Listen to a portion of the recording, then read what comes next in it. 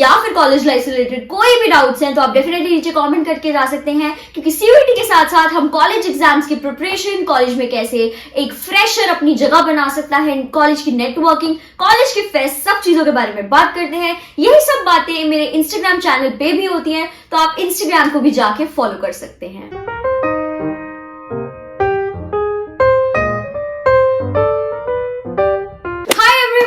Nandini Sharma, welcome back to my YouTube channel. I hope आप सभी लोग बहुत अच्छे होंगे।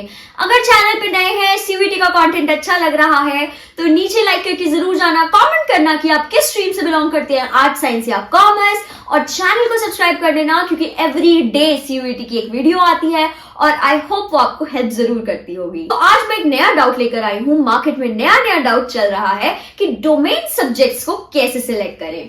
आपके पास 27 डोमेन सब्जेक्ट्स होते हैं एंड आई नो कि कितनी कंफ्यूजन होती है जब हमारे पास बहुत सारे ऑप्शंस होते हैं और हमें सिर्फ सिलेक्ट करने होते हैं 6। तो आपका एक इंग्लिश तो आप लैंग्वेज में सिलेक्ट करेंगे, फिर 6 डोमेन सब्जेक्ट्स हैं and then you have a general test. So अब जब आप 6 डोमेन सब्जेक्ट्स को सिलेक्ट कर रहे होंगे तो मैं 3 तरीके के स्टूडेंट्स को यहाँ पे आइडेंटिफाई कर पा रही हूँ, जिसमें से फर्स्ट हमारे स्टूडेंट्स हैं जिन्हें कोई डेडिकेटेड एग्जाम देना है, जैसे JEE, NEET, law, IPMAT, and वो एक बैकअप ऑप्शन की तरह सीयूईटी को भी दे रहे हैं। तो आप लोग अपने डेडिकेटेड जो आपके सब्जेक्ट्स हैं उन्हीं को सिलेक्ट करिए। फॉर एग्जाम्पल अगर आप JEE mains and JEE advance दे रहे हैं तो उसमें आप पीसीएम जो आपके सब्जेक्ट्स हैं कोर, उन्हीं को आप डोमेन स्पेसिफिक में सिलेक्ट करिए। उन्हीं में अगर आपको बैकअप की तरह ग्रेजुएशन करनी पड़ सकती है तो आपका बीएससी में डेफिनेटली एडमिशन हो जाएगा।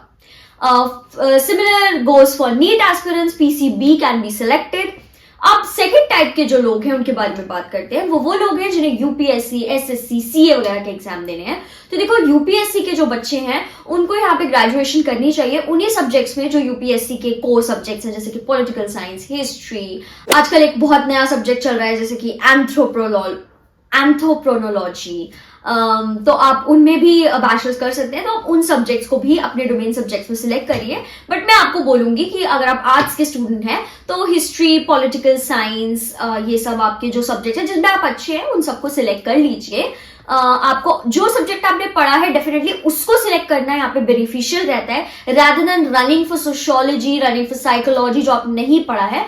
आप बाद में भी उन सब्जेक्ट्स में जाके एडमिशन ले सकते हैं, डजंट मैटर कि वो आपने पढ़ा हो या नहीं। जैसे कि सोशियोलॉजी में वो बच्चे भी एडमिशन लेते हैं जिन लोगों ने उसको नहीं पढ़ा है बट उनकी कट ऑफ मैच कर जाती है, उनके मार्क्स बहुत अच्छे होते हैं, तो वो भी जाके उस सब्जेक्ट को पढ़ सकते हैं। इट इज नॉट नेसेसरी कि आपने क्लास 12 में उसको पढ़ा हो या आपके डोमेन सब्जेक्ट्स में वो सब्जेक्ट हो या फिर ना हो।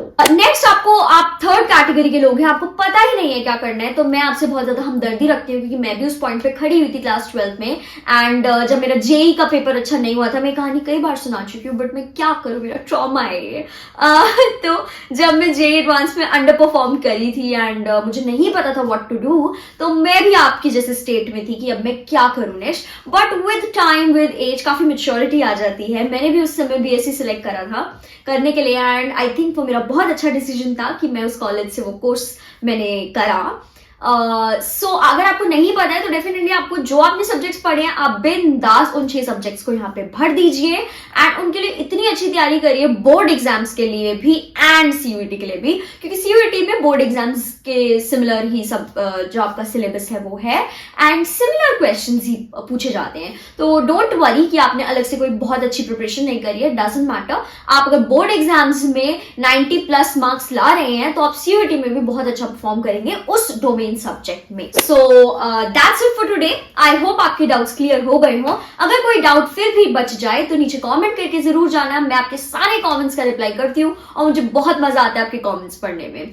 So that's it for today. This is Alaska signing off.